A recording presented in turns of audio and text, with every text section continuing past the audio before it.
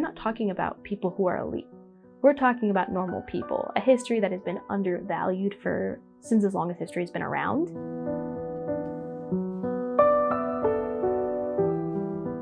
Print stands for people, religion, information networks, and travel, and it's about the dynamics of migration in the early modern world. The Print Project is a digital humanities project that is creating a portal to somewhere between 2,700 and 3,000 letters written by to and from religious minorities in the period between 1630 and 1730. Our goal is to be able to make those letters accessible to a broad audience. The letters come from 5 repositories in 4 countries and in 3 languages. So in order to make them accessible, we have to transcribe those letters, type them up word for word, and then we also will be translating them as well. It's a really good way of showing that in academia, we can still produce work that is beneficial and able to be interacted with by the public.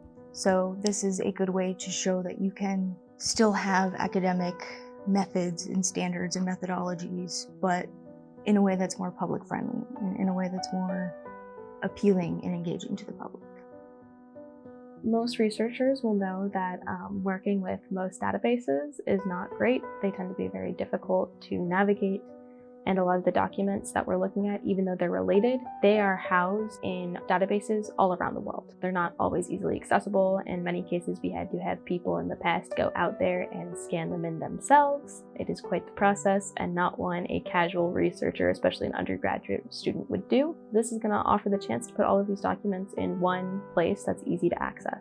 So in my dream world, we will have a map. It'll be a historic map, and you will be able to, as a user, go to the print portal and do a search for people or places, but mostly for people or for topics and themes. But you'll be able to do a search for a person, and all of the people with whom that person corresponded or all of the letters they show up in will be populated on a map.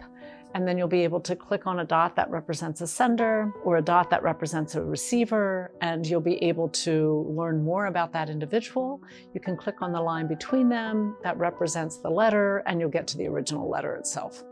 So the project at this point is limited by my own research objectives. I hope someday, it will expand beyond that, and that we can find some new and creative ways.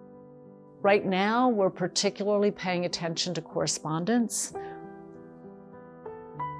Our ultimate goal is to have other kinds of documents in the database that will help to sort of contextualize that correspondence.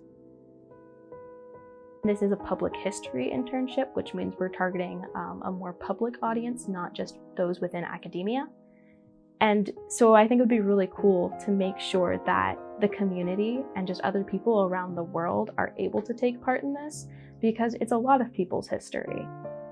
Anybody can work on the project by participating in transcribing. You can go today, get onto Zooniverse, read our field guide to learn how to transcribe, and start transcribing.